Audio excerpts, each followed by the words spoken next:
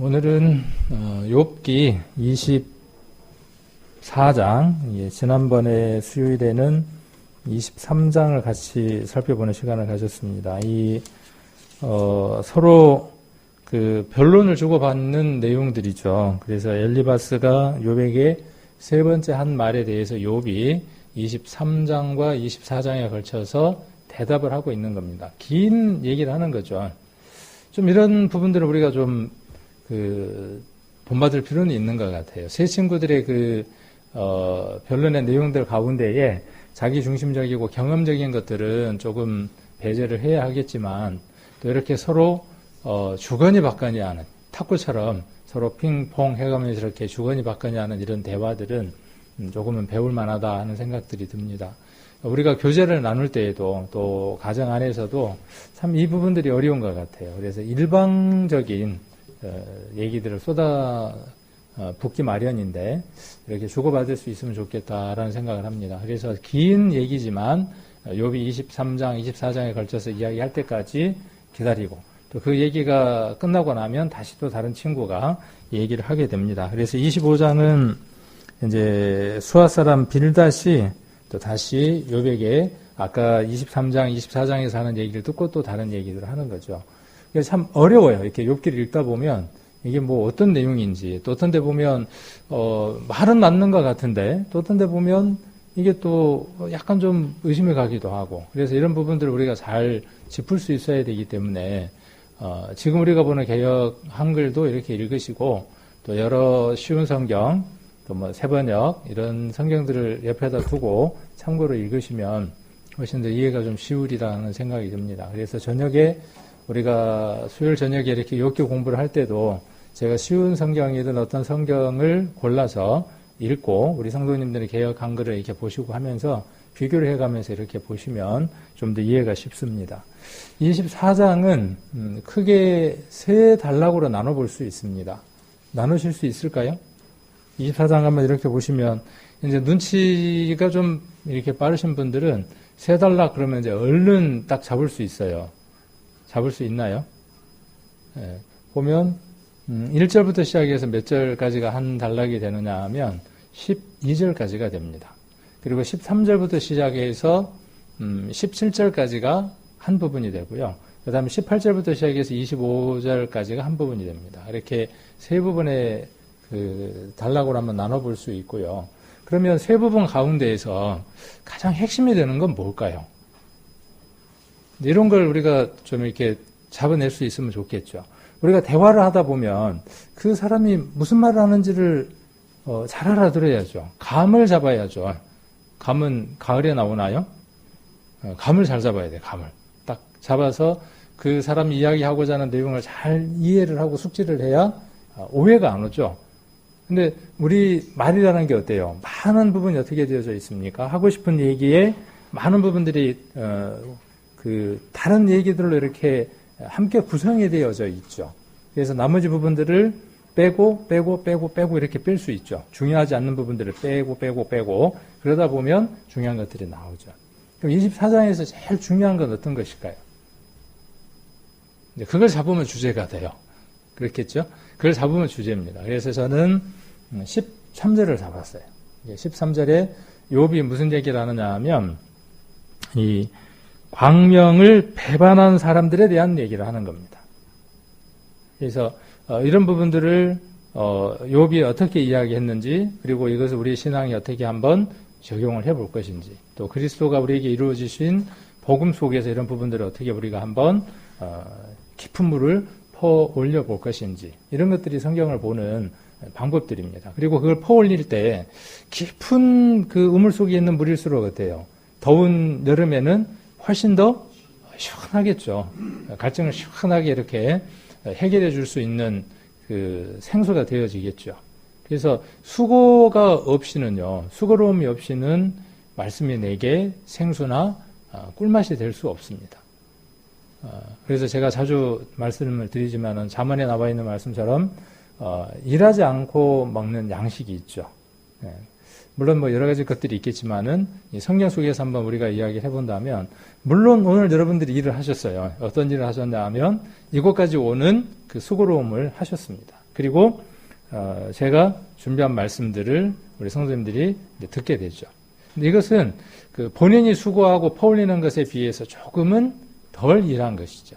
그래서 이런 그 시간들을 통해서 성경을 스스로 볼 수 있는 방법들을 터득해 나가는 거죠. 그리고 그 삶들을 변화시켜 나갈 때 그게 온전한 신앙인 겁니다.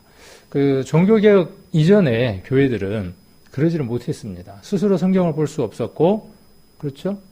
종이도 많지 않았고, 또 성경이 번역되어 있지 않아서 뭐 라틴어라든지 이런 특수 일부의 사람들만 읽을 수 있는 그 전유물이었죠. 그러다 보니까 그 신부라든지 누군가가 이야기하면 그 얘기를 있는 대로 받아들일 수밖에 없었죠. 우리나라에 처음 복음이 들어왔을 때도 마찬가지였죠. 글을 읽거나 이해할 수 있는 사람들의 전유물이었습니다. 근데 지금은 어떻습니까? 하나님의 뜻은 어디에 있느냐 하면 누구든 글을 읽을 수 있도록, 복음이 온 세계에 전파될 수 있도록 하는 것이 하나님의 뜻인데, 지금 우리에게 그렇게 되어져 있음에도 불구하고 의외로 우리는 말씀들을 직접 내가 수고로움을 통해서 얻는 그런 말씀에 대한 부분들이 적죠. 그러다 보니까 우리 사람이 진화론자들이 그렇게 이야기한다며요. 사람이 진화돼가 어떻게 되느냐 하면 머리만 이만큼 크고 밑에 몸은 어떻게 되느냐 하면 마르는 그런 형태가 될 거라 그러죠. 왜? 머리를 많이 쓰니까. 근데 아마 추측컨대 귀는 얼만큼 될 것 같아요. 당나귀 귀처럼 엄청 커지고 손발은요, 안 움직여가지고 점점 쪼그라드는 그런 형태의 성도의 모습들이 아닐까 하는 생각들도 한번 해봅니다.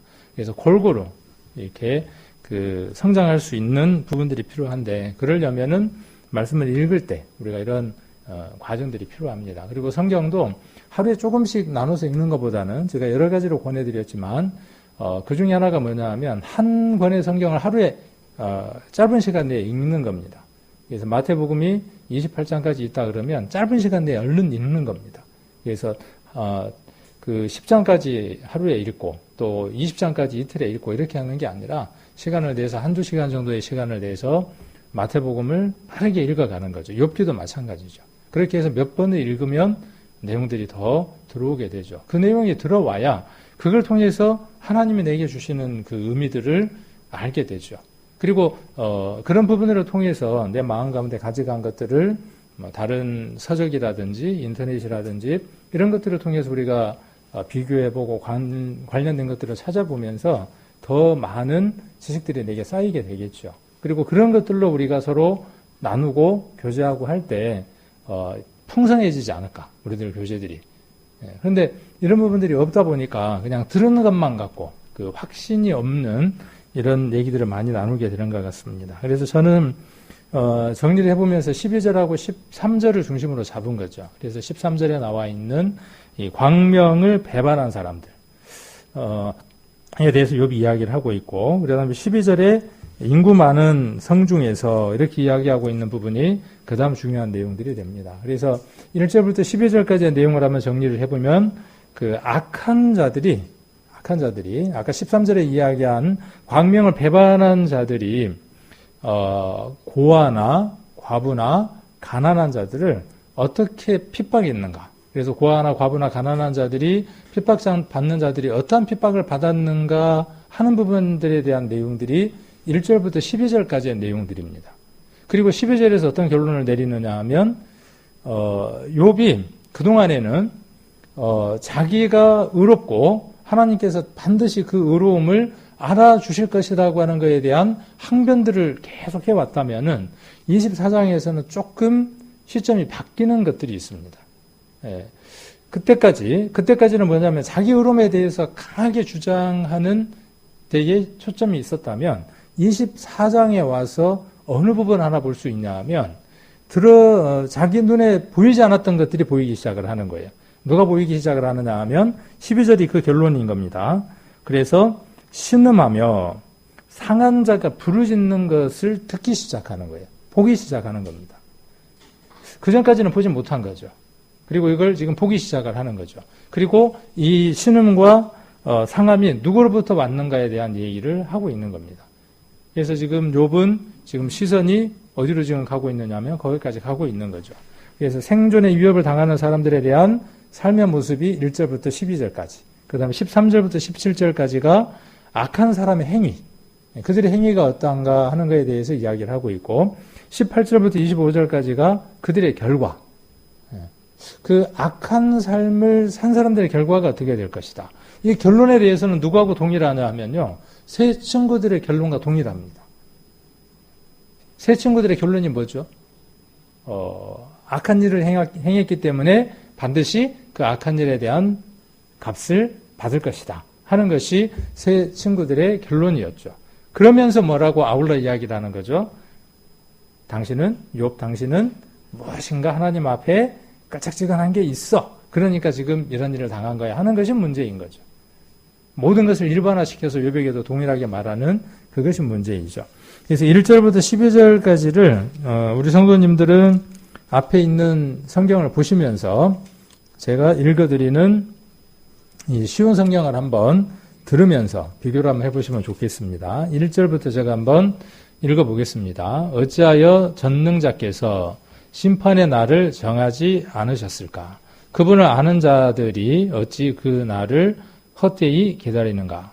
어떤 사람들은 땅을 훔치려고 땅의 경계표를 옮기고 남의 양떼를 억지로 빼앗으며 고아들의 나귀를 잡아가고 가난한 과부가 빚진 것을 갚을 때까지 소를 잡아두며 가난한 자를 길에서 밀쳐버리니 그 가난한 자들은 숨기에 바쁘구나.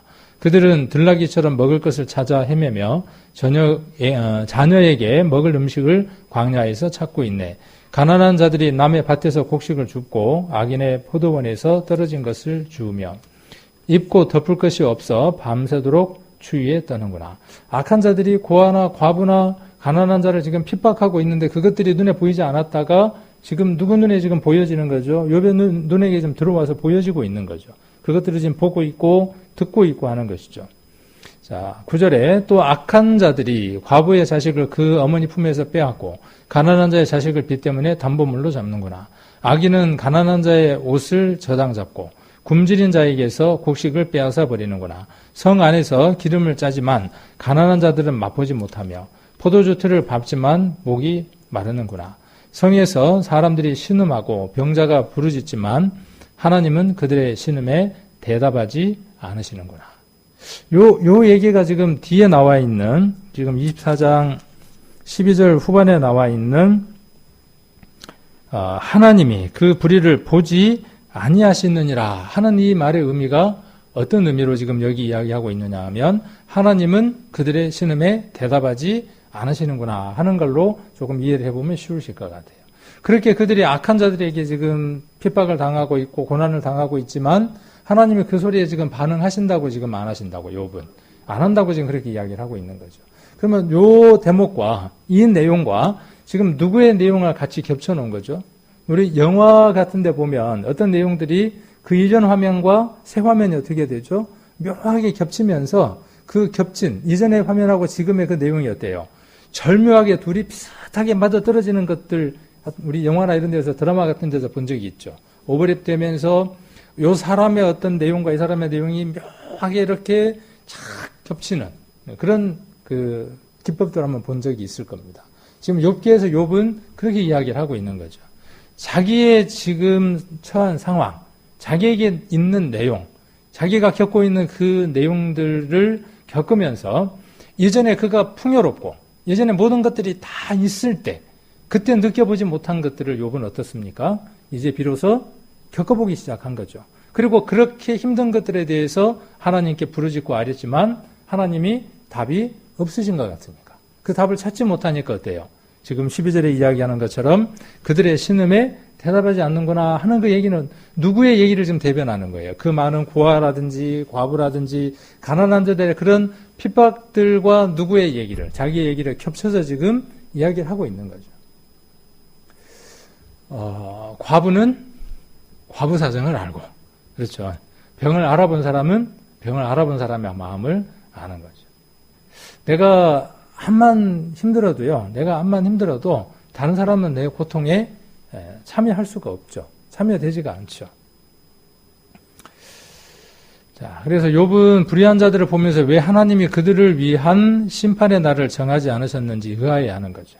분명히 심판의 날을 정하셨을 텐데 왜 그 심판의 날이 오지 않을까 하고 의아해하는 겁니다. 1절에 욥이 보기에 하나님께서는 이 성읍에서 일어나는 불의에 조금도 관심이 없으신 것만 같아 보이고 정말 하나님께서는 이 세상의 불의에 대해 관심이 없는 것일까? 그저 하나님께서는 이 세계를 창조하시고 가만히 관망하고 계시는 분일까?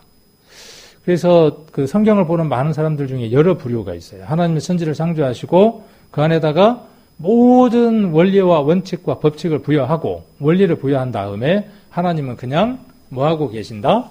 이렇게 쳐다만 보고 계신다 하는 관점을 가진 사람이 있고 또 어떤 사람들은 그렇게 모든 것들을 다 부여하셨지만 하나님이 필요에 따라서 모든 일들에 관여하신다 이렇게 또 이야기하는 사람도 있고 여러 부류의 사람들이 있습니다. 근데 우리는 알고 있죠. 하나님 모든 것들을 다 창조하셨고 그 속에 스스로 움직일 수 있는 모든 법칙과 원리와 규례들을 다 정하셨지만 하나님께서 어떻게 하신다는 것이죠? 그 모든 일들이 특별히 다 함께 역사하신다는 것을 우리는 알고 있습니다. 다만 문제는 뭐죠? 우리의 생각이 하나님의 생각과 같지 않기 때문에 하나님의 그 넓은 생각을 이해할 수 없어서 우리가 그 상황들을 이해하지 못하고 불평불만하는 것이죠. 누가 그런 것처럼요? 욥이 지금 그런 것처럼. 그래서 아니다는 거죠. 하나님께서는 악한 자들에게 온갖 불의를 자행하는 악인들의 소행을 전부 알고 계시죠. 그래서 악인의 소행에 대해서 분노하시고 선한 사람의 고통을 함께 느끼며 아파하시는 분이 바로 하나님이시라는 거죠. 혹은 지금 그 일들을 하나님이 행하시기도 하고 하나님이 때를 참으시다가 그 때가 돼서 그 일들을 행하시기도 하고 그래서 모든 사람에게 하나님께서 그 일들을 행하신다는 것이죠.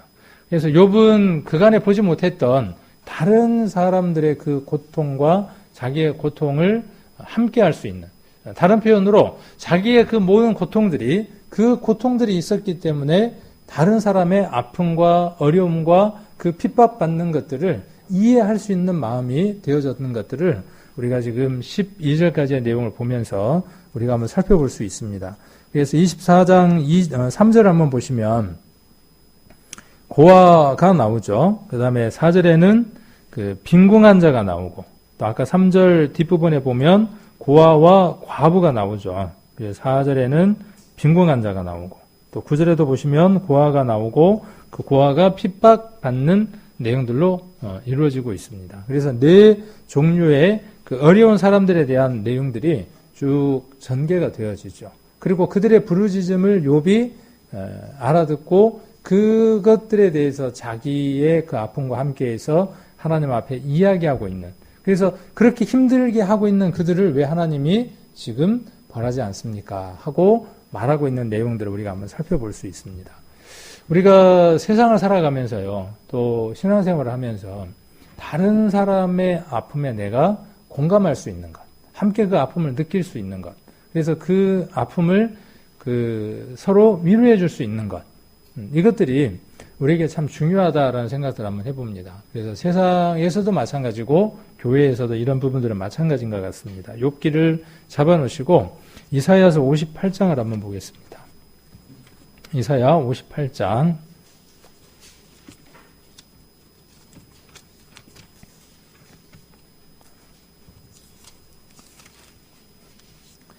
10절입니다. 이사야 58장 10절. 자, 줄인 자에게 1038페이지. 줄인 자에게 내 심정을 동하며 괴로워하는 자의 마음을 만족해 하면 내 빛이 흑암 중에서 발하여 내 어둠이 낮과 같이 될 것이며 나 여호와가 너를 항상 인도하여 마른 곳에서도 내 영혼을 만족해 하며 내 뼈를 견고케 하리니 너는 물된 동산 같겠고 물이 끊어지지 아니하는 샘 같을 것이라. 11절을 다 원하죠. 누구나 다 뭘 원하느냐 하면 이런 것을 원합니다. 비록 이것이 물질적인 것이 아닐지라도 우리들 심령 안에서 넘쳐나는 이 부분의 11절에 있는 이 결말을 누구든 다 원합니다. 그러나 무엇에 관한 것을 우리가 하지 않는다는 것이죠. 10절을 하지 않는다는 것이죠. 10절. 이제 10절에 이 줄인 자, 어디 기억 안 나나요? 줄인 자? 줄인 자 그랬더니 기억나는 게 없나요? 우리 지난번에 우리 주일날 성경 말씀 공부했던 것 중에 줄인 자. 그 구복, 9가지의 복 가운데 보면 나오죠. 그렇죠? 네. 그래서 줄인 자에게 내 심령을 통하는 거예요. 줄인 자는 어떤 자예요? 줄인 자, 목마른 자. 줄인 자는 어떤 자죠? 줄인 자라는 말 안에는 두 가지가 다 포함되어 있겠죠. 목이 가란 것도 포함되어 있고 배고픔도 함께 포함되어 있는 거죠. 이것이 성경에서 육적인 것도 이야기를 하겠지만 함께 무엇을 이야기하는 것입니까? 함께 영적인 것을 함께 이야기하는 것이죠. 우리는 우리의 신앙들 안에서 우리가 어떠한 사람이 되어졌을 때 우리가 배고픈 사람이라는 것, 우리가 목마른 사람이라는 것을 알았을 때에 그 배고픔을 채울 수 있는 생명의 떡이 되신 예수님을 만날 수 있었고, 우리의 그 목마름이 잠깐의 목마름이 아니라 세상 것에 대한 목마름이 아니라 영원한 것에 대한 목마름이라는 것을 발견을 했을 때 우리에게 생명의 피가 되어주신 예수 그리스도를 만나게 되어서 두 번 다시 목마르지 않고 두 번 다시 배고프지 않는 사람이 되어졌죠. 그래도 배는 고프죠. 때 되면. 삼시세끼 때가 되면 어때요? 배꼽시계가 꼬르륵 하고 소리가 내면서 배가 고프죠. 그 배고픔을 통해서 우리는 무엇을 알아가야 할까요? 그 배꼽시계가 울 때마다 우리가 이렇게 매 끼마다 배고플 수밖에 없는 본성을 가진 인생이지만 이 배고픔이 없는 영원한 세계가 있고 그 배고픔을 완전하게 채워주신 분이 계시는구나. 그래서 우리가 세 끼 밥을 먹을 때마다 그 끼니를 먹을 때마다 그 감사함으로 우리가 감사의 기도를 드리면서 우리가 식사를 하기도 하고 기도를 하기도 하는 거죠. 자, 그런데 세상 사람들은 지금 어떻다는 거예요? 세상 사람들은. 요즘 보면은 근래에 그 사람들의 그런 마음들을 잘 움직여서 기부를 받는다든지 이런 것들도 하는 사람들이 있죠. 얼마 전에가 아니라 제가 예전에 서울에 있을 때 보면 그 지하철이나 버스에서 기적을 자주 보거든요. 안전뱅이가요, 발떡 일어서서 걷는 기적들을 저는 종종 봐요. 혹시 그거 알아요? 서울에 있다 보면. 분명히 어떻게 하냐면, 지금은 이제 지하철에 그런 사람들이 없는데, 지하철에 그 타이어 같은 걸 끌고, 쭉 지나가면서 하모니카나 이런 걸 불면서 이렇게 구걸을 하는 사람들이 있거든요. 그 모습이 안타까우니까 어떻게 해요? 호주머니를 뒤져서 내죠. 또 혹은 그 앞에 안 보이는 사람처럼 흉내를 내고 까만 안경을 쓰고 하모니카를 불면서 지나갑니다. 그래서 돈을 던져놓으면은 감사하다고 고개를 숙입니다. 근데 마지막 여기에 딱 내렸더니 어떻게 하느냐 하면 앞을 보고 반듯하게 걸어가는 거예요. 장애물 있는데 싹 피해가는 거예요. 앞을 못 보는 사람이 눈을 뜨는 기적이 일어나고 걷지 못하는 사람이 일어나는 그 기적들이 있죠. 그들은 뭘 이용하는 거죠? 사람 안에 있는 그런 그 동정심을 유발해서 자기를 돕게 하는 거죠. 우리 안에는 그런 마음들이 있습니다. 이 마음이 누구로부터 온 것일까요? 이 마음이 우리가 갖고 싶어서 나오는 마음일까요? 아니죠. 우리 하나님께서 가진 마음이고 그 가진 마음의 실체가 누구냐 하면 예수 그리스도입니다. 우리를 긍휼히 여기고 우리를 자비한 심령으로 여기셔서 불쌍히 여기셔서 우리를 위해서 그 긍휼의 마음을 채우기 위해서 오신 분. 그래서 그걸 채우려고 오신 분이 누구냐 하면 예수 그리스도라는 것이죠. 그래서 우리들 마음 안에도 그것이 있다는 거예요. 그런데 예수 그리스도가 오셔서 채우신 것이 무엇을 채우고 가셨어요? 그분이 성경 안에서 그런 여러 일들을 했으니까 교회는 뭘 해야 된다고 들어들 생각하느냐 하면 가난한 자를 도와야 된다고 생각을 하고 물론 그런 일들을 해야 된다고 생각을 합니다. 또 해야 하고 교회가. 그러나 본질적인 것은 무엇이에요?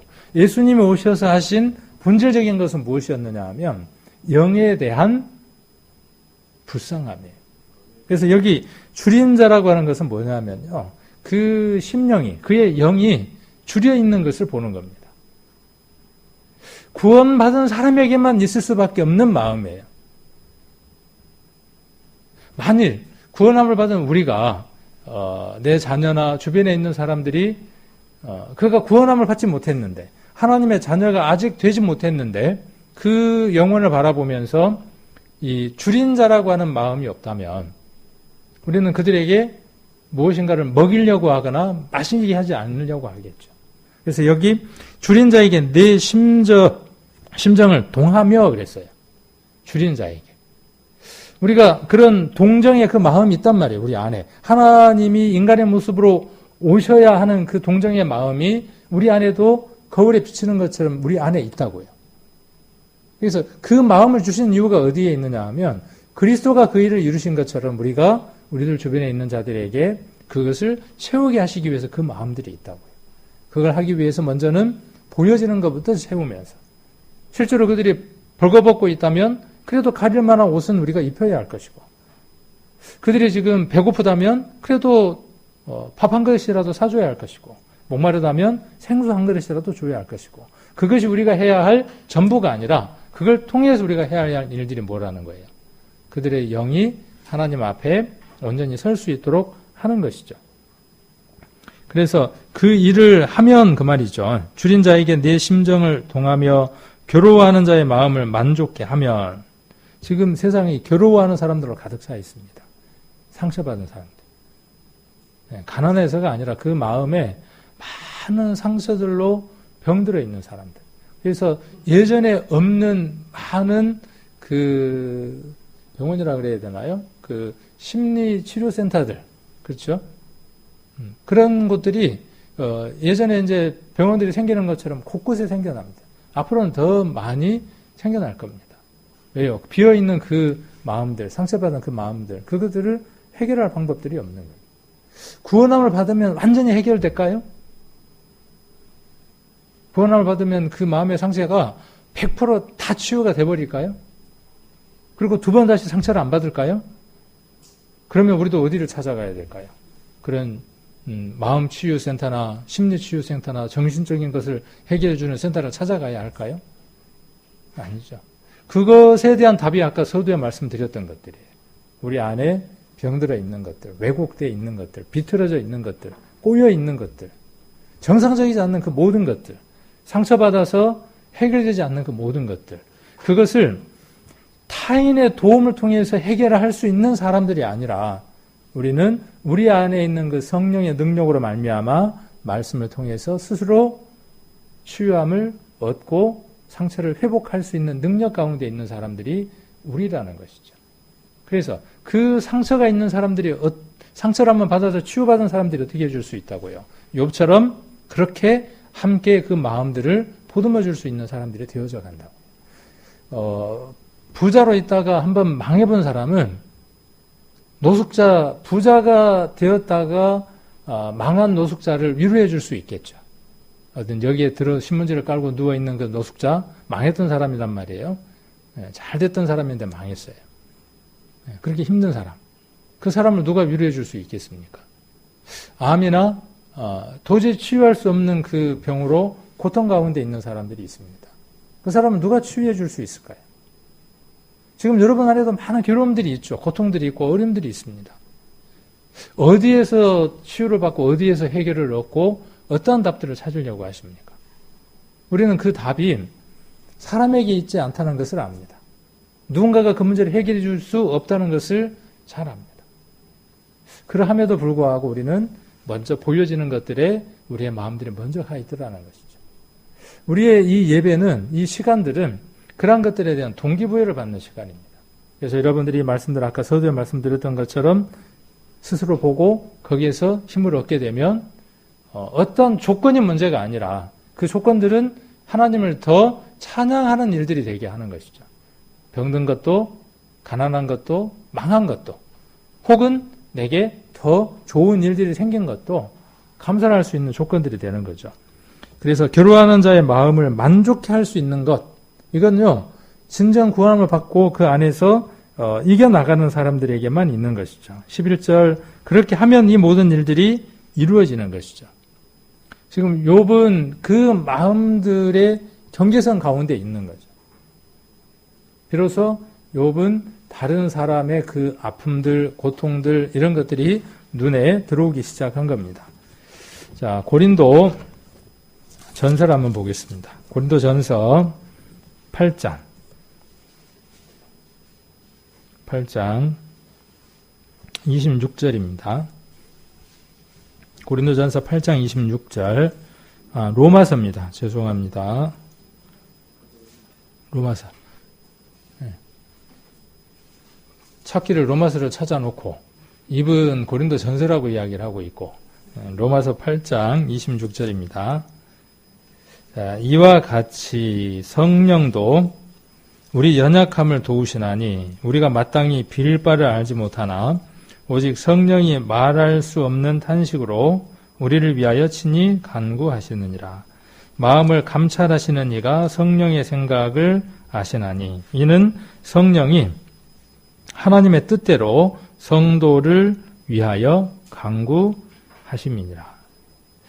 아까도 잠깐 그런 말씀을 드렸지만 하나님은 우리 인간의 상황이 어떠한지를 아시고 불쌍히 여기고 긍휼의 마음으로 우리를 바라보셨죠. 우리의 그 죄값으로 영원한 불목 가운데에 던져질 것을 보시고 그것이 마음 아프고 불쌍히 여겨서 그 일을 해결하시려고 오신 분이 예수님이죠. 그 일을 다 이루셨습니다. 그래서 예수님이라고 하는 분은 이 세상에 오셔서 우리 인간이 겪을 수 있는 모든 일 더하기 수십 배를 겪으신 분이죠. 우리가 그 친구의 배신, 우리는 우리들 세상에도 있는 것들이죠. 예수님은 그걸 당해보셨고, 그렇죠?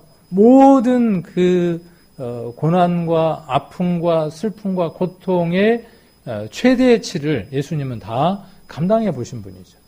그래서 그분은 누구를 위로할 수 있는 분이죠. 암으로 고통 가운데 있는 사람이 암 환우를 위로해 줄 수 있어요. 망해본 사람이, 지난번에 그 골목 식당에 보니까 그 백종원이가 망해가지고 힘든 사람에게 뭐라고 이야기하느냐 하면 나도 망해봤슈 그러더라고요. 그 충청도 말로 17억 빚 져봤슈 그러더라고요. 그러면 그 1억 빚진 사람이 어떤 마음을 갖겠어요? 내가 17억 빚 져봤슈. 근데 지금 이렇게 지금 일어서 있어요. 그러면요. 희망이 생기는 것이죠. 예수 그리스도가 우리에게 그 희망인 겁니다. 그렇죠? 우리가 겪을 수 있는 모든 것들을 다 겪으신 분. 그리고 그분은 우리를 어떻게 해주실 수 있는 분. 위로해 주시고 우리와 함께 해주시는 분. 그분이 우리에게 무엇을 말씀하시느냐 하면 내가 17억 빚져봤슈. 그렇죠. 성경의 말씀이 무슨 말씀을 하시는 거예요? 네가 어떤 아픔이 있어? 어떤 환난 가운데 있어? 어떠한 일 가운데 있어? 근데 그거보다 더한 것도 나는 겪어봤어. 우리 이거 하나면 끝나는 거잖아요. 하나님이 천지를 창조하신 모든 것을 다 가진 그 주인이신 분이 피조물의 형상을 입고 영혼 속에 계시는 그 하나님이 유한한 인간 세계 속에 인간의 모습으로 유한한 시간 속에 오셔서 죽음을 맞이할 수 없는 그분이 죽음을 스스로 맞이하고 피를 흘릴 수 없는 몸이 없는 그분이 육신을 가지셔서 피를 흘리는, 우리가 잘 아시는 것처럼 머리에 가시멜리오가 쓰고 온몸에 채찍에 맞아서 핏줄에 있는 그 몸 안에 있는 그 피 한 방울까지 남길 수 없는 그런 고통 가운데에서 십자가 위에서 숨을 쉬면 심장이 조여져 오고 숨을 쉬어도 내쉬어도 내쉬면 등이 나무에 닿고 이럴 수도 없고 저럴 수도 없는 그 고통 가운데에 계셨던 그 예수님, 그 하나님. 그 하나님이 우리에게 우리를 위로하고 내가 겪고 있는, 네가 겪고 있는 그 모든 것들 나는 다 알아. 라고 말할 수 있는 그분이 우리에게 그 위로의 글을 써주신 것이 지금 많은 말씀들이죠. 그 가운데 일부를 지금 우리가 로마서에서 우리가 보고 있는 것이죠. 히브리서 4장에도 보면 우리를 체휼하시는 분이다 그랬어요. 체휼이라는 말은 무슨 뜻이냐면 그분이 우리가 겪어야 하는 그 모든 것들보다 더한 것을 몸소 다 겪어보신 분이기 때문에 우리가 당하고 있는 그 모든 것들에 대해서 공감할 수 있는, 지금 욥이 그렇게 공감할 수 있는 것처럼 공감할 수 있는 그런 분이다라고 말하는 것이죠. 그래서 욥이 쫄딱 망한 것들을 통해서 지금 무엇을 보기 시작하는 거예요? 주변에 있는 그것들을 보기 시작하는 것이죠. 그러면 욥에게 그 고난이 유익이에요? 유익이 아니에요? 유익이에요. 그렇죠. 유익인 겁니다. 저와 여러분에게 있는 그 모든 것들이 누구를 바라보게 한다면요. 하나님을 바라보게 하고 성도를 바라보게 하고 예수님을 바라보게 한다면 그것이 가시든 꽃이든 열매든 씨앗이든 유익이라는 것이죠. 근데 우리는 어떻게 하고 싶어요? 골라 잡고 싶어. 그렇죠? 골라 먹고 싶은 거예요. 내가 원하는 걸 골라 먹고 싶은 겁니다. 그리스도인들은 그것을 고르지 않는 사람인 거예요. 세상 사람들은요. 세상 사람들은 그것을 고르려고 하는 것이죠. 그래서 자기들이 원하는 어떠한 신을 만들어 놓고 그 신이 자기가 원하는 것들을 준다라고 가정하고 편안하게 살아가기 시작을 하는 것이죠. 자기가 원하는 것을 주는 신이에요, 그들은. 근데 우리는요? 우리도 그렇습니까? 우리가 원하는 것을 주시는 신? 아니죠. 그분께서 주시는 모든 것을 감사함으로 받을 수 있는 복된 사람, 그렇죠. 하나님의 사람이 저와 여러분입니다. 자, 그 다음 13절부터 17절까지의 말씀을 한번 보겠습니다. 다시 욥기로 넘어가서 욥기 24장 13절로 17절을 보시면, 자, 욥기 24장 13절. 제가 또 쉬운 성경을 읽어 드릴게요. 또 어떤 이들은 빛을 거스려 행하는구나. 그 길을 알지도 못하고 행하지도 않는구나. 살인자가 이른 새벽에 일어나서 가난한 자를 죽이고 저녁에는 도둑 노릇을 하며 간통하는 자는 해가 지기만을 기다리고 아무도 날 보지 않아 하며 자기 얼굴을 가리는구나. 밤에는 남의 집을 침입하고 낮에는 자기 집 문을 잠그니 빛을 알지 못하여 아침과 어둠이 같기 때문에 칠흑 같은 어둠에도 익숙하구나. 이 광명을 배반하는 자들은 어디에 익숙한 사람들이라고 지금 이야기를 하죠? 어둠에 익숙한 사람들. 그러니까 이걸 일명 뭐라고 간단하게 이야기할 수 있냐 하면 어둠의 자식들. 그렇죠. 어둠의 자식들. 저와 여러분은 과거에 어둠의 자식들이었어요. 그렇죠? 사단의 그 자녀이었어요. 아주 원래는 누구의 자녀였어요? 하나님의 것이었어요. 그런데 사단이 가로채해서 유괴해서 어떻게 지금 소유를 삼은 것이죠? 내 것이라고 지금 소유를 삼은 거예요. 그리고 자기 것처럼 그렇게 행습을 만들어서 키웠어요. 어느 날 보니까 속은 거죠. 내가 어둠의 자식, 사단의 자식이었다는 것을 알고 내 아버지가 누구인가를 알고 정신을 차리기 시작한 것이 우리가 말씀을 들을 때이죠. 우리 아버지가 누구라는 걸 알게 됐어요. 하나님이라는 것을 알게 됐죠. 그 사단이 그렇게 무서워하는, 그가 대적했던 그 전능하신 분이 나의 아버지라고 하는 것을 알게 되는 것이죠. 이들의 특징이 어떤 특징이 있다고요? 이들의 특징이. 이제 악한 자들이죠. 그 어둠의 자식들의 특징이 어떤 특징이 있다고요? 13절이 그 특징이죠. 우리가 보는 성경을 보시면 또 광명을 배반하는 사람들은 이러하니 그들은 광명의 길을 알지 못하며 그 첩경에 머물지 아니하는 자라. 이렇게 지금 말씀하고 계시죠.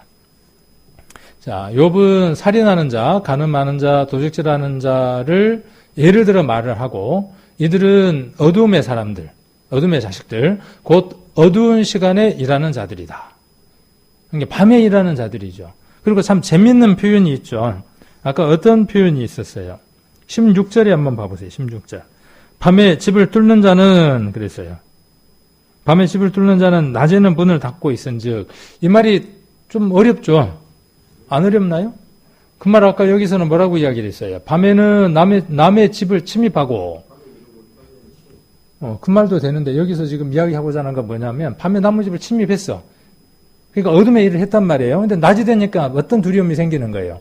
밤에 내가 남의 집을 침입한 것처럼 남이 낮에 우리 집을 침입할 것 같으니까 낮에 지금 뭘 하는 거예요? 자기 집 문단속을 한 거예요. 이게 어둠에 사는 사람들의 특징이라고. 불안한 가운데서 살아가는 거라고요. 그래서 아침과 어둠이 같기 때문에 아침도 없고 저녁도 없는. 그러니까 이들에게는 무엇이 없어요, 지금. 이들에게 없는 건 뭐가 없는 거죠? 그렇죠. 빛이 없는 거죠. 저와 여러분도 과거에 빛이 없었던 사람이죠. 그런데 그 빛을 우리가 보았고 만났죠. 지금 그 빛이 어디 가버렸나요? 지금도 있나요? 가버렸나요? 있습니까? 자, 그래서 쉬운 성경에는 13절을 이렇게 이야기를 했습니다. 또 어떤 이들은 빛을 거스려 행하는 겁니다. 그 길을 알지 못하고 행하지도 않는구나 그랬어요. 이 사람들이 어떤 사람들이냐 하면 악한 자들. 과거에 우리가 이러한 사람들이었습니다. 지금은요? 지금도 그렇습니까? 지금도 그렇다 그러면 문제인 거죠. 자, 빛을 싫어하는 사람들이 있다 그랬어요. 그들은 빛이 밝혀주는 것을 알지 못해요. 우리는 빛이 길을 밝혀주면 그 밝혀진 길이 어느 길인지를 보고 걸을 수 있는 자고, 어둠에 있는 자들은 그 빛을 보려고도 하지 않고 걸으려고도 하지 않는다, 이렇게 이야기를 하는 거죠. 빛이 밝혀주는 길로 가지도 않는 겁니다. 만일 우리가 빛을 받고 빛이 길을 비춰주는데 우리가 가고 있지 않다면요, 그러면 문제죠. 그렇죠? 이제 야고보서에서 이야기하는 것처럼 알고도 행하지 않는 것이죠. 자, 요한복음을 한번 보겠습니다. 요한복음 1장. 요한복음과 창세기 1장은 단문꼴이죠. 창세기 1장 1절과 요한복음 1장 1절은 서두가 같이 시작을 합니다. 창세기 1장의 주된 내용이 어떤 것이냐면요, 요한복음 1장 찾아놓으시고 창세기 1장과 요한복음의 그 맥락이 같습니다. 창세기 1장은 천지가 창조되는 거예요. 어떤 세상이었습니까? 어둠의 세상이었어요. 그렇죠? 어둠의 세상이었고 질서도 없고 아무것도 없던 세상이었습니다. 거기에 무엇이 있었어요? 성령이 계셨고 빛이 들어오기 시작을 했어요. 그랬더니 빛과 어둠이 나눠지고 모든 것들의 질서가 잡히면서 하나씩 있어야 할 장소에 있을 것들이 있게 되는 과정이 창세기 1장의 내용이죠. 그러면 요한복음의 주된 내용이 어떤 것들입니까? 요한복음의 주된 내용도 뭐냐 하면 어둠이더라는 거예요. 모든 게 어둠이더라는 거예요. 그런데 구약에 무엇을 이야기해 놓은 겁니까? 빛이 올 것이라는 거예요. 빛. 이 빛을 구약에서는 메시아다 이렇게 이야기해 두었고, 구약에서는 히브리어로는 메시아, 그리고 이것을 헬라 말로 바꾸니까 그리스도라고 이야기를 하게 되죠. 그리고 또 메시아, 그 다음에 또 그리스도, 또 예수와 여러 가지로 이제 이야기가 되어지는 것이죠. 근데 그 분이 오시겠다라고 이야기하는 것. 어두움이 가득 차 있는데 하나님이 창조하신 그 모든 것들이 사단에 의해서 어그러지고 어둠이 다시 자리를 잡기 시작하는데 그 모든 것들을 회복하고 원래대로 바꾸실 것이다 라고 이야기하는 게 뭐냐면 구약의 주된 내용이죠. 그리고 요한복음은 그 내용을 담고 있는 거죠. 1장 1절에 보시면 요한복음 1장 1절, 태초에 말씀이 계시니라. 이 말씀이 하나님과 함께 계셨으니 이 말씀은 곧 하나님이시니라. 그래서 창세기와 같은 출발을 이야기를 하고 있는 걸 봅니다. 자, 5절도 한번 보시면 빛이 어둠에 빛이 돼 어둠이 깨닫지 못하더라 그랬죠?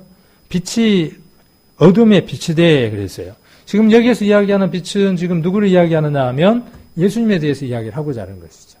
예수님이 이 세상에 오셨는데 그 오셔서 예수님이 어떠한 일들을 하고 있는데 어둠이, 세상이 그 예수 그리스도에 대해서 알지 못하더라 그렇게 이야기를 하고 있는 거죠. 창세기에 나와 있는 내용들과 한번 이렇게 맞추어서 보시면 좋을 것 같습니다. 9절 한번 보겠습니다.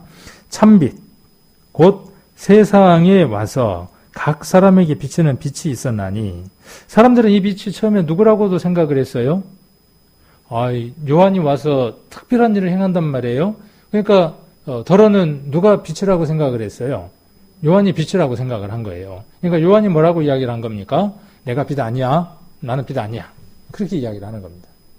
누가 빛이라는 거죠? 내가 빛이 아니고 예수님이 오셨는데 그 예수님이 빛이야. 참 빛이야. 그렇게 이야기를 하는 겁니다. 그래서 참빛 곧 세상에 와서 각 사람에게 비추는 빛이 있었나니. 자, 각 사람에게 비추는 빛. 모든 사람에게 공이 비춰줄 수 있는 빛. 그 빛 있나요? 지하실에 들어가면 빛이 비춰져요, 안 비춰져요? 지하실에는 조명등밖에 없는데. 깜방 속에 있어도. 저 수천 미터 물속에 들어있어도. 어느 곳에 있어도 비칠 수 있는 빛. 그 빛이 진짜 빛이라는 거예요. 하나님이 처음 만드신 그 빛, 그것도 빛이지만 그 빛처럼 어떤 빛이 온다고요? 진짜 빛이 온다고, 진짜 빛이. 모든 사람에게 비출 수 있는 빛이 있다고. 그게 어떤 빛이라고? 그게 참 빛이라고. 그 지금 우리가 보고 있는 달, 별, 해 이런 것들은 뭐라고? 그거에 대한 그림자라고. 참 형상이 아니라고. 자, 그래서 그 참빛이 누구라는 겁니까? 예수님이다. 그렇게 지금 소개하고 있는 거죠. 자, 그가 그랬죠? 그가. 그러니까 이 그는 지금 누구라는 거예요? 참빛이에요. 그럼 예수님은 뭐하러 오신 분이라는 겁니까? 모든 사람에게 비치기 위해서 오신 분이다. 그 말이에요. 자, 그러면 빛이 있는 목적은 어디에 있는 겁니까? 빛이 있어야 하는 목적은. 빛의 목적은 어디에 있는 겁니까? 어두움을 밝히기 위한 것이 목적이죠, 빛은. 어떤 어둠이겠습니까? 하나님을 알지 못하는 어두움, 그 속에 죄악으로 가득 차 있는 그 어두움, 그 어두움을 창세기 1장에 빛이 있어서 모든 것들을 나눈 것처럼, 쪽이 나눠진 것처럼 완전히 나눌 수 있는 빛. 그분이 누구다? 예수님이다. 10절에 그가 세상에 계셨으며 세상은 그로 말미암아 지은 바 되었으니 세상에 그를 알지 못하였고. 참 안타깝죠. 자, 11절 자기 땅에 오매. 이 말은 맞아요, 안 맞아요? 이 자기 땅이라는 게 지금 예루살렘을 이야기하는 것이기도 하지만 하나님이 창조해 놓으신 피조물인 지구, 땅덩어리. 그렇죠? 그리고 제일 낮고 낮은 곳. 그리고 그 속에서도 냄새나고 짐승이 쓰는 그 구유, 그곳에 오셨어요. 자, 거기가 누구 땅이에요? 자기 땅이에요. 자, 자기 땅에 오셨어요. 그런데 자기 백성이 어떻게 했습니까? 영접을 했습니까? 안 했습니까? 안 했어요. 자, 12절 영접하는 자, 곧 그 이름을 믿는 자들에게는 하나님의 자녀가 되는 권세를 주셨으니 이는 혈통으로나 육종으로나 사람의 뜻으로 나지 아니하고 오직 하나님께로서 난 자들이니라. 하나님께로서 난 자들이니까 이 사람을 우리가 지난주에 배웠던 우리가 단어로 바꾸면 디모데전서 6장 11절부터 14절에 나오는 말씀으로 바꾸면 13절에 나오는 이 하나님께로서 난 자라는 말을 디모데전서 6장에 나와 있는 말씀으로 바꾸면 뭐예요? 너 하나님의 사람아. 그렇죠? 그리고 그거 우리가 계속 주제를 갖고 배우는 걸로 우리가 바꾼다 그러면 복 있는 사람. 그리고 복된 자. 우리를 지금 이야기하는 것이죠. 무엇 때문에 우리가 복된 겁니까? 이 빛이 누구인지를 알았기 때문이죠. 자, 빛이 오면, 빛이 있으면 비로소 뭘 하기 시작을 합니까? 어두움을 드러내기 시작을 하죠. 3장을 한번 보겠습니다. 요한복음 3장 20절. 3장 19절 한번 보겠습니다. 3장 19절. 자, 그 정죄는 이것이니 곧 빛이 세상에 왔을 때 사람들이 자기 행위가 악함으로 빛보다 어둠을 더 사랑하는 것이니라. 그렇죠. 사람들은 뭘 사랑한다고요? 사람들은 뭘 사랑하느냐 하면 어둠을 사랑해. 왜 어둠을 사랑하죠? 요한복음 3장 19절입니다. 왜 어둠을 사랑하죠? 아까 이야기했잖아요. 어둠의 자식이니까. 그렇죠. 어둠의 자식이니까 뭐가 좋아요? 어둠이 좋아. 지금 코로나19 때문에 참 재미있는 게 그런 사람들의 추하고 악한 단면들이 어때요? 속속 드러나죠. 사람들이 추하게 즐기는 그 모습들이 속속 드러납니다. 이번에 이런 장소가 있다는 것도 알았어요. 수면방인데, 잠을 자는 방인데, 수면방인가 그렇다네요. 근데 얼마나 추한 곳인가 한번 들어보십시오. 소돔과 고모라보다 더한 곳이에요. 거기는 잠을 자는데 우리가 사우나 같은 데 가면 열쇠를 여기다 이렇게 차야 될 거 아니에요. 열쇠가 있으면 들고 있든지 아니면 차야 되는데 자기가 어떤 성적인 성향이 있는가를 이 열쇠를 차는 위치에 따라서 나타낸답니다. 내가 예를 들어서 오른쪽에 차면 나는 남자 역할을 할 거야. 자기가 남자인데 남자 역할, 남자니까 괜찮아요. 근데 이쪽에다 차면 나는 여성 역할을 할 거야. 남자인데. 그 다음에 다리에다가 열쇠를 차잖아요. 다리에다 열쇠를 차는 건 뭘 것 같아요? 참 머리들 좋아. 나는 남자든 여자든 상관없어. 그걸 합니다. 그리고 어떻게 하느냐면 열쇠를 차고 거기서 잠을 자고 있는 거예요. 천으로 되어 있는 칸에서 잠을 자고 있는 거예요. 그러면 그 성적인 성향이 여성을 원하는 사람이 있단 말이에요. 왔어요. 와서 보니까 어느 쪽에 지금 열쇠를 차고 있어요? 남자인데 왼쪽에다 차고 있어. 잠을 자고 있는 거예요. 남자가 와서 지금 쳐다보고 있는 거예요. 다리를 살짝 건드려 보니까 아무 반응을 안 해. 받아들인다 그런 뜻이에요. 그러면 남자가 그렇죠? 지금 막 헷갈리네 저도. 헷갈리는 거예요. 네. 그러니까 자기가 원하는 취향대로 남성이든 여성이든 상관없이 열쇠 하나로 해가지고 어떻게 해요? 거기에서 인조이를 하는 거예요. 재밌게 즐기는 거예요. 그리고 어떻게 하는 거예요? 빠이빠이 하는 거예요. 자, 그런 장소가 이번에 어디였냐 하면 그곳이에요. 그곳. 그런 곳들이에요. 지금 일어나고 있는 그 장소, 이번에 이태원이라든가 다는 아니겠지만 그런 사람들이 주로 모이는 장소들이 그 곳들이라고. 그곳에서 일어난 일들이에요. 그러니까 그들은 무엇이 좋은 거예요? 어둠의 자식이니까 어둠이 좋아. 그러니까 언제 활동해요? 밤에. 밤이 아니라도 어떻게 해야 움직여요? 어두워야 움직여. 낮이라도. 그러니까 뭘 싫어하는 겁니까? 빛을 싫어하는 겁니다. 자, 그 다음 20절에 보시면 그래서 악함으로 빛보다 어둠을 사랑하는 거죠. 더 사랑하는 겁니다. 20절 악을 행하는 자마다 빛을 미워하여 빛으로 오지 아니하나니 이는 그 행위가 드러날까 하며 그랬어요. 그러니까 빛으로 나오면 어떻게 돼요? 자기가 어둠이라는 걸 알게 돼요. 우리가 말씀을 통해서 빛으로 나왔을 때 우리가 어떤 사람이라는 걸 보게 되는 거죠. 어둠이었다는 걸 보게 되는 거죠. 벌거벗겨지는 거죠. 그래야 은혜를 받게 되는 거죠. 구원함을 얻게 되는 거죠. 그런 사람이 구원받은 사람인 것이죠. 자, 21절 진리를 쫓는 자는 빛으로 오나니 이는 그 행위가 하나님 안에서 행한 것임을 나타내려 함이라 하시니라. 우리는 어떤 사람들이냐 하면 진리를 쫓는 자예요. 진리를 쫓는 자. 쫓는 자 또 기억나요? 나나요? 안 나나요? 성경이 다 이리저리 막 다 거미줄처럼 다 연결되죠. 쫓는다. 배웠어요? 안 배웠어요?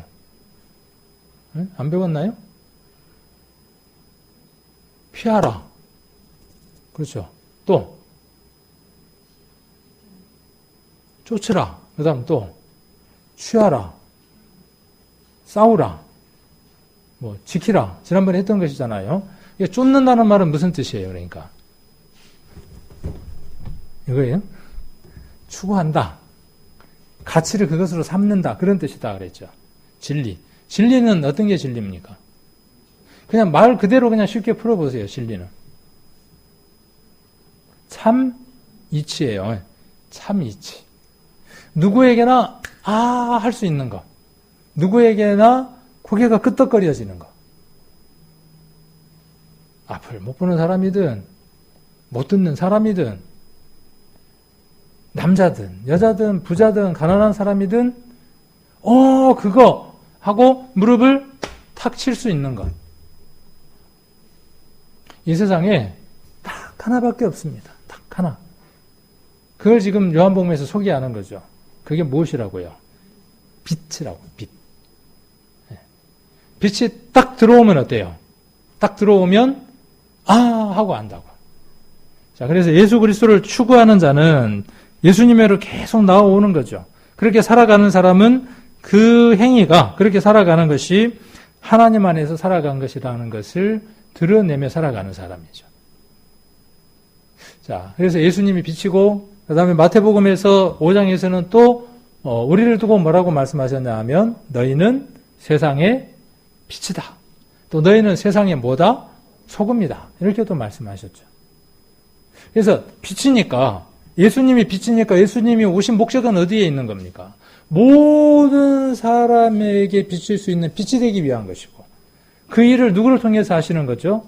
우리에게 비춰져서 그 빛은 빛으로 또 다른 어둠이 있는 사람들에게 비치게 하기 위한 거죠. 그것이 예수님이 우리를 구원하신 목적이다. 우리가 빛이다 그 말이에요. 빛이니까 어떻게 해야 돼요? 어두움을 밝혀내야죠. 자, 로마서 13장 한번 보겠습니다. 로마서 13장 13절 11절부터 한번 보시면 로마서 13장 11절 자, 또한 너희가 이 시기를 알거니와 자다가 깰 때가 벌써 되었으니 이는 이제 우리 구원이 처음 믿을 때보다 가까웠습니다. 그렇죠. 우리가 처음 예수님을 믿었을 때보다 저는 30 몇 년 이렇게 지나가네요. 예수님 믿을 때. 그때 뭐라고 말씀하셨냐 하면 예수님 곧 오신다 그랬거든요. 그러면 이제 더 가까워져 온 거죠. 그런데 어때요? 마음들은. 늑대다. 늑대다. 세 번째 늑대다 그래도 어때요? 반응이 없는 거예요. 더 무뎌져 가는 거죠. 주님 오신다. 10년이 지났는데 안 오시거든. 또 20년째인데 주님 오신다. 안 오셨어. 더 무뎌져. 30년째가 되니까 주님 오신다.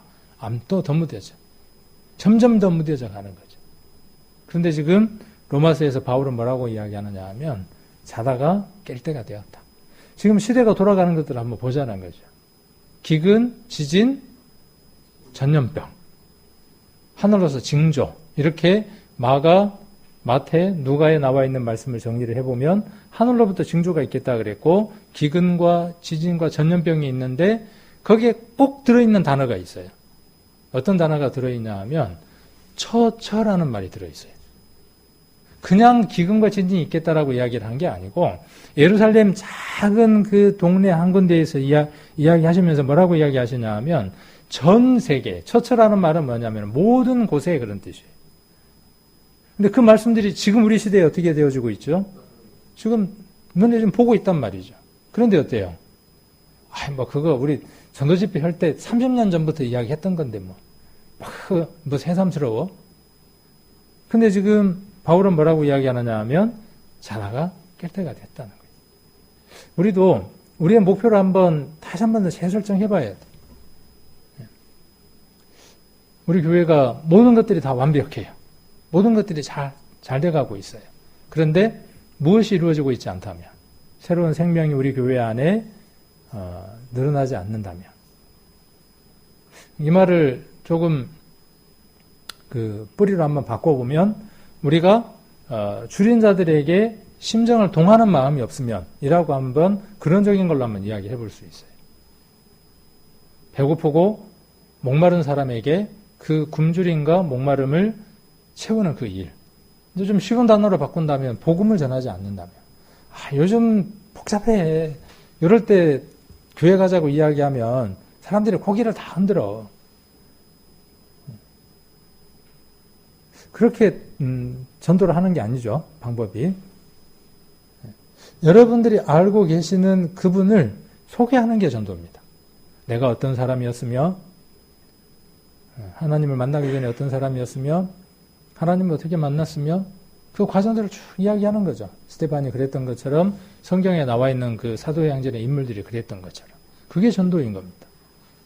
그리고 그것 속에서 좀 더 자세히 잘 이해하려면 우리가 말씀을 한번 공부를 해봐야 돼. 그러면 궁극적으로는 어떻게 되어져야 되냐 하면 여러분들이 복음을 이야기할 수 있는 분들이어야 돼요. 그리고 구원을 받는 것을 여러분들이 볼 수 있는 분들이 돼야 돼. 그건 누구 몫이라고 생각하냐 하면 전도집회 강사가, 상담하는 사람이. 이렇게 몫이 가 있는 거죠. 그거는 아니다는 겁니다. 자, 그 다음 12절. 밤이 깊고 낮이 가까웠으니 그러므로 우리가 어둠의 일을 벗고 빛의 갑옷을 입자. 13절. 낮에와 같이 단정히 행하고, 이 낮에와 같이 단정히 행하는 겁니다. 우리가 빛이고 지금 우리는 낮의 삶을 살아가고 있는 거기 때문에 단정히 행하는 겁니다. 그래서 단정히 행하는 게 뭐냐 하면 뒤에 나와 있는 거죠. 방탕, 술 취하지 않는 것, 음란, 호색, 쟁투, 시기하지 않고 예수 그리스도로 옷 입고 육신의 일을 도모하지 않는 것. 이게 뭐냐 하면 낮에와 같이 단장하고 살아가는 성도의 삶인 겁니다. 에베소서 5장을 한번 보겠습니다. 에베소서 5장 8절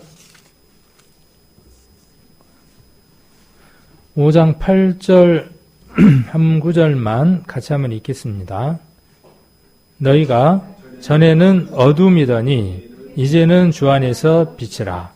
빛의 자녀들처럼 행하라. 자, 옛날에는 어둠의 자식이었죠. 그런데 지금 어떻게 됐습니까? 주 안에서 빛이에요. 그럼 어떻게 해야 되죠? 비춰야죠. 비춰.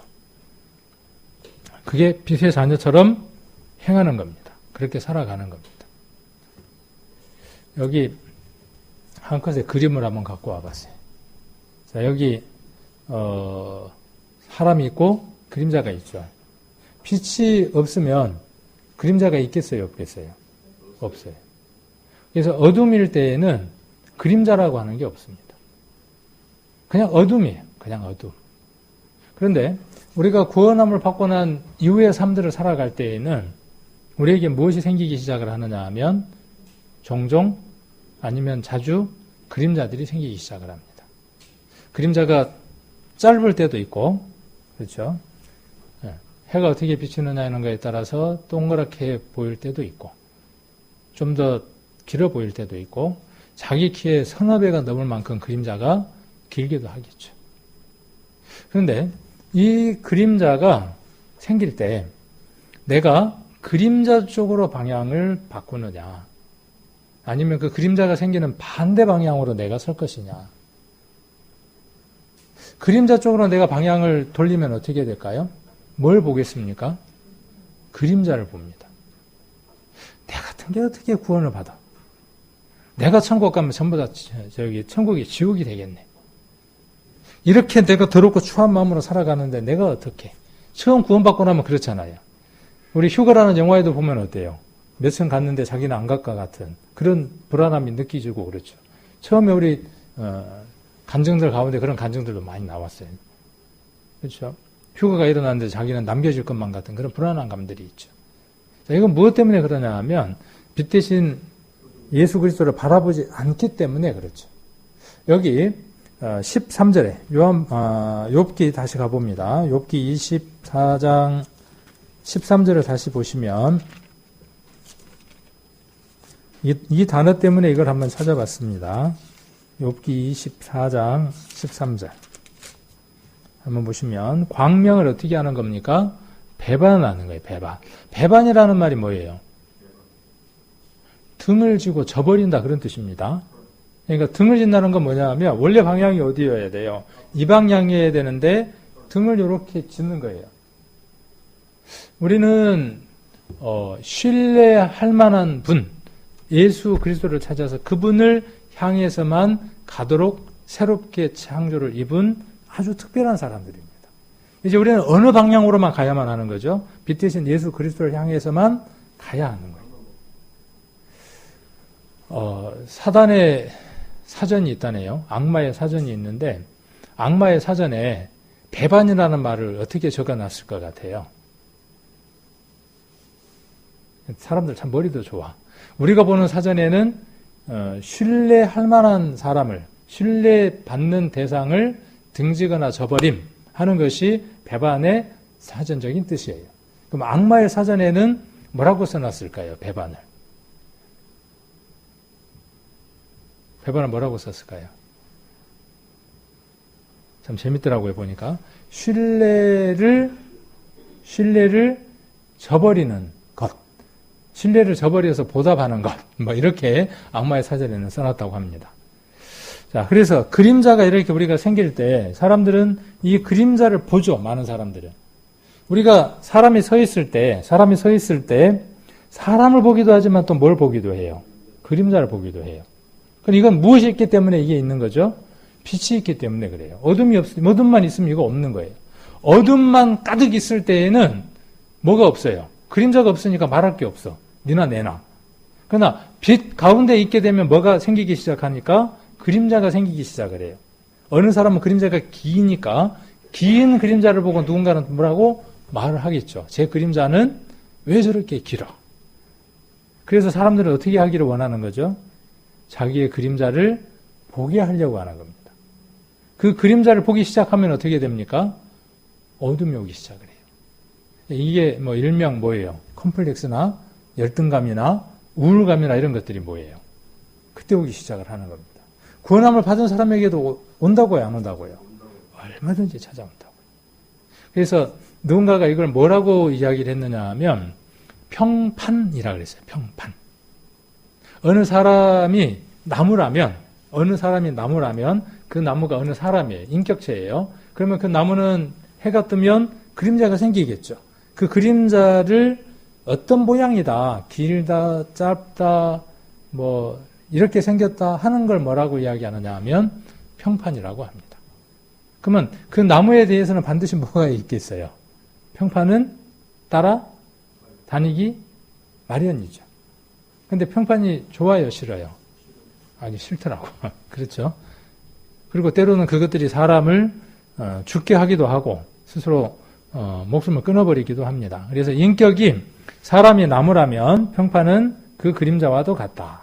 우리가 나무에 대해 생각하는 바가 그림자라면 나무는 실제 모습이다. 나무는 실제 모습이고 그 그림자가 뭐냐 하면 그 사람에 대한 평판이다. 아주 유명한 사람이 이야기를 했어요. 누가요? 미국의 그 대통령이 그런 얘기를 했다고 합니다. 그래서 우리가 그림자에 신경을 써야 할 게 아니라 그림자를 봐야 평판은 우리가 생각하기도 해야 되죠. 누군가가 나에 대해서 평가하는 그것에 대해서 귀도 아마 들을 필요도 있죠. 그렇죠? 그걸 잘 듣지 않으면 어떻게 되죠? 오만한 자가 되죠. 그러나 그 그림자, 평판에 우리가 너무 매달리면 어떤 문제가 생기죠?